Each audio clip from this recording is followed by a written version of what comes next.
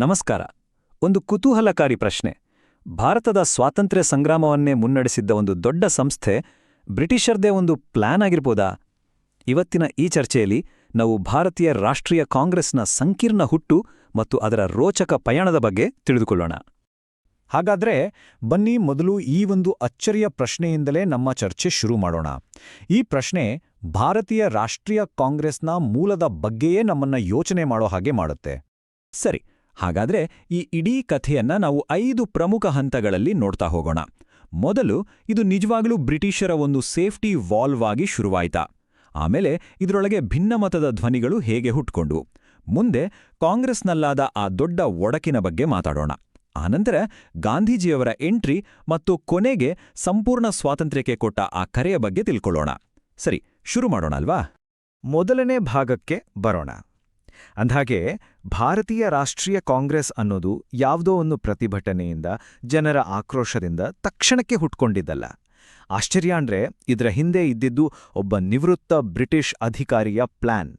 ಇಸವಿ 1884 ಎ.ಒ. Hume ಅಂತ ಒಬ್ಬ retired British ಅಧಿಕಾರಿ ಆಗಿನ ವೈಸ್ರಾಯ್ ಲಾರ್ಡ್ ಡಫ್ರಿನ್ ಜೊತೆ ಸೇರಿ ಒಂದು ಐಡಿಯಾ ಮುಂದಿಡ್ತಾರೆ. ಏನಪ್ಪಾ ಅಂದ್ರೆ, ಭಾರತದ ವಿದ್ಯಾವಂತ ವರ್ಗದಲ್ಲಿ ಬ್ರಿಟಿಷರ ವಿರುದ್ಧ ಸಿಟ್ಟು ಹೆಚ್ಚಾಗ್ತಿದೆ, ಅದನ್ನ ಹಾಗೆ ಬಿಟ್ರೆ ದೊಡ್ಡ ಬಂಡಾಯ ಆಡ್ಬಹುದು. ಅದಕ್ಕೆ ಅವರ ಆಕ್ರೋಶವನ್ನ ಹೊರಹಾಕೋಕೆ ಒಂದು ಸೇಫ್ ಆದ ಜಾಗ ಮಾಡ್ಕೊಡೋಣ. ಅದೇ ಇಂಡಿಯನ್ ನ್ಯಾಷನಲ್ ಯೂನಿಯನ್. ಇದನ್ನೇ ಇತಿಹಾಸದಲ್ಲಿ ಸೇಫ್ಟಿ ವಾಲ್ವ್ ಥಿಯರಿ ಅಂತ ಕರೆಯೋದು. ಅಂದ್ರೆ ಕುಕ್ಕರ್ನ ವಾಲ್ವ್ ಇದ್ದಾಗೆ ಪ್ರೆಷರ್ ಜಾಸ್ತಿ ಆದಾಗ ಸ್ವಲ್ಪ ಸ್ಟೀಮ್ ಹೊರಗೆ ಬಿಡೋದು. ಹಾಗಾಗಿ ಆರಂಭದಲ್ಲಿ ಇದರ ಉದ್ದೇಶ ತುಂಬಾನೇ ಕ್ಲಿಯರ್ ಆಗಿತ್ತು. ಮುಂದೊಂದು ದಿನ ದೊಡ್ಡ ನಾಯಕರಾಗಬಹುದಾದವರನ್ನ ಸಮಾಧಾನಪಡಿಸೋದು, ಅವರ ಅಸಮಾಧಾನಕ್ಕೆ ಒಂದು ವೇದಿಕೆ ಕೊಟ್ಟು ಬ್ರಿಟಿಷ್ ಸಾಮ್ರಾಜ್ಯವನ್ನ ಸೇಫ್ ಆಗಿಟ್ಕೊಳ್ಳೋದು ಅಷ್ಟೇ. ಅವರಿಗೆ ಸ್ವಾತಂತ್ರ್ಯ ಕೊಡೋ ಯೋಜನೆ ಖಂಡಿತ ಇರಲಿಲ್ಲ. ಆದ್ರೆ ಇಲ್ಲೊಂದು ಇಂಟ್ರೆಸ್ಟಿಂಗ್ ಟ್ವಿಸ್ಟ್ ಇದೆ. ಕಾಂಗ್ರೆಸ್ ಶುರುವಾದ ಮೊದಲ 4 ಸೆಷನ್ಗಳಲ್ಲೇ ಅದರ ಅಧ್ಯಕ್ಷರನ್ನ ನೋಡಿ. ಡಬ್ಲ್ಯೂ.ಸಿ. ಬ್ಯಾನರ್ಜಿ, ದಾದಾಭಾಯಿ ನವರೋಜಿ, ಬದ್ರುದ್ದೀನ್ ಥ್ಯಾಬ್ಜಿ, ಆಮೇಲೆ ಒಬ್ಬ ಬ್ರಿಟಿಷ್ ಪ್ರಜೆ ಜಾರ್ಜ್ ಯೂಲ್ ಕೂಡ. ಅಂದ್ರೆ ಬೇರೆ ಬೇರೆ ಧರ್ಮದ, ಬೇರೆ ಬೇರೆ ಹಿನ್ನೆಲೆಯ ಜನ ಒಂದಾಗ್ತಾ ಇದ್ರು. ಇದು ಏನನ್ನ ಸೂಚಿಸುತ್ತೆ ಅಂದ್ರೆ, ಈ ಸಂಸ್ಥೆ ಹುಟ್ಟಿಸಿದವರ ಕೈಮೀರಿ ತನ್ನದೇ ಆದ ಒಂದು ರೂಪವನ್ನ ಪಡೆದುಕೊಳ್ಳಕ್ಕೆ ಶುರು ಮಾಡಿತ್ತು ಅನ್ನೋದಕ್ಕೆ ಇದೇ ಮೊದಲ ಸಾಕ್ಷಿ. ಸರಿ, ಕಾಂಗ್ರೆಸ್ನ ಈ ಮೃದು ಧೋರಣೆ, ಬ್ರಿಟಿಷರ ಜೊತೆ ಹೊಂದಾಣಿಕೆ ಮಾಡಿಕೊಂಡು ಹೋಗೋ ರೀತಿ ಎಲ್ರಿಗೂ ಸರಿ ಕಾಣ್ಲಿಲ್ಲ. ನಿರೀಕ್ಷೆಯಂತೆ ಅದ್ರ ಒಳಗೇನೆ ಭಿನ್ನಮತದ ಧ್ವನಿಗಳು ಜೋರಾಗಿ ಕೇಳೋಕೆ ಶುರುವಾದವು. ಕಾಂಗ್ರೆಸ್ನೊಳಗೆ ಸ್ಪಷ್ಟವಾಗಿ 2 ದಾರಿಗಳು ಕಾಣಿಸೋಕೆ ಶುರುವಾಯಿತು. ಒಂದು ಕಡೆ ಮಂದಗಾಮಿಗಳು.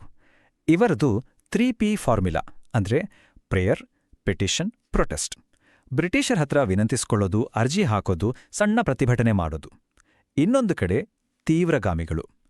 ಇವರು ಇದೆಲ್ಲ ಸಾಕು, ನಮ್ಗೆ ಬೇಕಾಗಿರೋದು ಸ್ವರಾಜ್ಯ, ಸ್ವಾವಲಂಬನೆ, ಅದಕ್ಕೆ ನೇರ ಕ್ರಮ ಬೇಕು ಅಂತ ವಾದಿಸೋಕೆ ಶುರು ಮಾಡಿದ್ರು. ಈ ಮಂದಗಾಮಿಗಳ ಧೋರಣೆಯನ್ನ ಅರವಿಂದ ಘೋಷ್ ಅವರಂತಹ ನಾಯಕರು ನೇರವಾಗಿಯೇ ಟೀಕಿಸಿದ್ರು.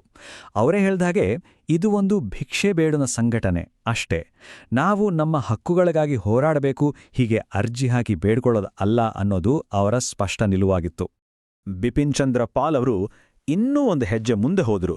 ಅವರು ಕಾಂಗ್ರೆಸ್ ಅನ್ನ ನೀರಿನ ಮೇಲಿನ ಗುಳ್ಳೆಗೆ ಹೋಲಿಸಿದ್ರು. ಅಂದ್ರೆ ನೋಡಕ್ಕೆ ಇದೇ ಅನ್ಸುತ್ತೆ, ಆದ್ರೆ ಅದಕ್ಕೆ ನಿಜವಾದ ಶಕ್ತಿ ಇಲ್ಲ, ಯಾವ ಕ್ಷಣದಲ್ಲಾದ್ರೂ ಒಡೆದು ಹೋಗ್ಬೋದು ಅಂತ ಅವರ ಅಭಿಪ್ರಾಯವಾಗಿತ್ತು.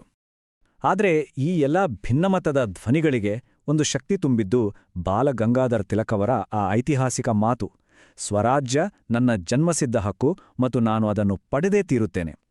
ಈ ಒಂದು ವಾಕ್ಯ ಇಡೀ ಹೋರಾಟದ ದಿಕ್ಕನ್ನೇ ಬದಲಿಸೋ ಶಕ್ತಿಯನ್ನ ಹೊಂದಿತ್ತು.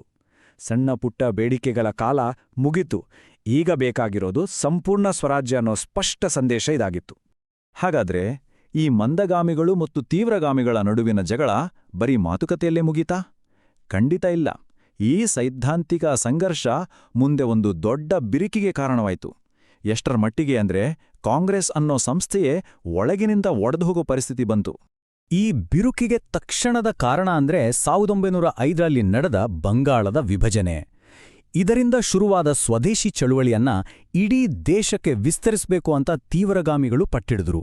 ಆದರೆ ಮಂದಗಾಮಿಗಳು ಬೇಡ, ಇದು ಬಂಗಾಳಕ್ಕೆ ಮಾತ್ರ ಸೀಮಿತವಾಗಿರಲಿ ಅಂದ್ರು. ಈ ಭಿನ್ನಾಭಿಪ್ರಾಯವೇ 1907ರ ಸೂರತ್ ಅಧಿವೇಶನದಲ್ಲಿ ದೊಡ್ಡ ಸ್ಫೋಟಕ್ಕೆ ಕಾರಣವಾಯಿತು. ಕೊನೆಗೆ 1916ರ ಲಕ್ನೋ ಅಧಿವೇಶನದಲ್ಲಿ ಇಬ್ರು ಮತ್ತೆ ಒಂದಾದ್ರು. ಒಗ್ಗಟ್ಟಿಲ್ಲದಿದ್ದರೆ ಹೋರಾಟ ಸಾಧ್ಯವಿಲ್ಲ ಅನ್ನೋದು ಅಷ್ಟೊತ್ತಿಗೆ ಅರಿವಾಗಿತ್ತು. ಆ 1907ರ ಸೂರತ್ ಅಧಿವೇಶನದಲ್ಲಿ ಆಗಿದ್ದೇನು? ಮೊದಲು ಮುಂದಿನ ಅಧ್ಯಕ್ಷರು ಯಾರು ಅನ್ನೋ ಬಗ್ಗೆ ಜಗಳ ಶುರುವಾಯಿತು. ಸ್ವದೇಶಿ ಚಳುವಳಿಯ ಬಗ್ಗೆ ಚರ್ಚೆ ತಾರಕಕ್ಕೇರಿತು.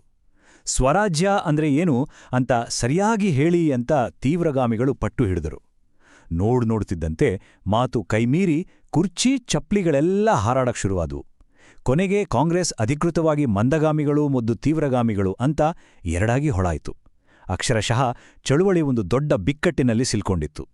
ಈ ಎಲ್ಲ ಗೊಂದಲ ಒಡಕಿನ ನಂತರ ಕಾಂಗ್ರೆಸ್ ಮತ್ತೆ ಒಂದಾಯ್ತು. ಆಮೇಲೆ ಚಳುವಳಿಯ ದಿಕ್ಕನ್ನೇ ಬದಲಿಸಿದ ಒಬ್ಬ ಹೊಸ ನಾಯಕನ ಪ್ರವೇಶ ಆಯಿತು. ವಿಶೇಷ ಅಂದ್ರೆ ಅವರು ಇಡೀ ಕಾಂಗ್ರೆಸ್ನ ಹಣೆಬರಹವನ್ನೇ ಬರೆದರೂ ಅದರ ಅಧ್ಯಕ್ಷ ಪಟ್ಟವನ್ನೇ ಏರಿದ ಮಾತ್ರ ಒಂದೇ ಒಂದು ಸಾರಿ. ಕೇಳೋಕೆ ಸ್ವಲ್ಪ ಆಶ್ಚರ್ಯ ಆಗ್ಬೋದು ಅಲ್ವಾ? ದಶಕಗಳ ಕಾಲ ಇಡೀ ಕಾಂಗ್ರೆಸ್ನ ಮಾರ್ಗದರ್ಶಕನಾಗಿದ್ದ ಮಹಾತ್ಮ ಗಾಂಧೀಜಿ ಅಧಿಕೃತವಾಗಿ ಅದರ ಅಧ್ಯಕ್ಷರಾಗಿದ್ದು ಕೇವಲ ಒಂದೇ ಒಂದು ಸಾರಿ. ಯಾಕಂದ್ರೆ ಅವರಿಗೆ ಅಧಿಕಾರದ ಕುರ್ಚಿಗಿಂತ ಜನರ ಮೇಲಿನ ಪ್ರಭಾವ ಮತ್ತು ಚಳುವಳಿಯ ನೈತಿಕ ನಾಯಕತ್ವವೇ ಮುಖ್ಯವಾಗಿತ್ತು. ಆ ಐತಿಹಾಸಿಕ ಘಟನೆ ನಡೆದ ವರ್ಷ 1924 ಮತ್ತು ಆ ಅಧಿವೇಶನ ನಡೆದಿದ್ದು ಬೇರೆಲ್ಲೂ ಅಲ್ಲ, ನಮ್ಮ ಕರ್ನಾಟಕದ ಬೆಳಗಾವಿಯಲ್ಲಿ. ಇದು ಕನ್ನಡಿಗರೆಲ್ಲ ಹೆಮ್ಮೆ ಪಡುವ ವಿಷಯ. ಈ ಬೆಳಗಾವಿ ಅಧಿವೇಶನ ಸ್ವಾತಂತ್ರ್ಯ ಚಳುವಳಿಯಲ್ಲಿ ಒಂದು ಹೊಸ ಅಧ್ಯಾಯವನ್ನೇ ತೆರೆಯಿತು ಮತ್ತು ಕಾಂಗ್ರೆಸ್ಸನ್ನು ಅಧಿಕೃತವಾಗಿ ಗಾಂಧಿಯುಗಕ್ಕೆ ಸ್ವಾಗತಿಸಿತು ಅಂತಾನೇ ಹೇಳ್ಬೋದು. ಗಾಂಧೀಜಿಯವರ ನಾಯಕತ್ವದಲ್ಲಿ ಕಾಂಗ್ರೆಸ್ ಸಂಪೂರ್ಣವಾಗಿ ಬದಲಾಯಿತು. ಈಗ ಅದರ ಗುರಿಗಳು ಇನ್ನಷ್ಟು ಸ್ಪಷ್ಟವಾಗ್ತಾ ಬಂದು ಮತ್ತು ಅಂತಿಮ ಗುರಿ ಏನು ಅನ್ನೋದಕ್ಕೆ ಒಂದು ವೇದಿಕೆ ಸಿದ್ಧ ಆಯಿತು. ಸನ್ನಿವೇಶ 1929ರ ಲಾಹೋರ್ ಅಧಿವೇಶನ. ರಾವಿ ನದಿಯ ದಡ. ಅಧ್ಯಕ್ಷರಾಗಿದ್ದವರು ಯುವ ನಾಯಕ ಜವಾಹರ್ಲಾಲ್ ನೆಹರು. ಈ ಅಧಿವೇಶನದಲ್ಲಿ ಚಳುವಳಿಯ ಗುರಿಯೇ ಶಾಶ್ವತವಾಗಿ ಬದಲಾಗಲಿತ್ತು. ಇಲ್ಲಿಯವರೆಗೆ ಸ್ವರಾಜ್ಯ ಅಂದ್ರೆ ಬ್ರಿಟಿಷ್ ಸಾಮ್ರಾಜ್ಯದ ಅಡಿಯಲ್ಲೇ ಸ್ವ-ಆಡಳಿತ ಅನ್ನೋ ಅರ್ಥವೂ ಇತ್ತು. ಆದರೆ ಈ ಅಧಿವೇಶನದಲ್ಲಿ ಕಾಂಗ್ರೆಸ್ ಒಂದು ದಿಟ್ಟ ಹೆಜ್ಜೆ ಇಟ್ಟಿತು. ಇನ್ನು ಮುಂದೆ ನಮ್ಮ ಗುರಿ ಕೇವಲ ಸ್ವರಾಜ್ಯವಲ್ಲ, ಅದು ಪೂರ್ಣ ಸ್ವರಾಜ್ಯ. ಅಂದ್ರೆ ಕಂಪ್ಲೀಟ್ ಇಂಡಿಪೆಂಡೆನ್ಸ್.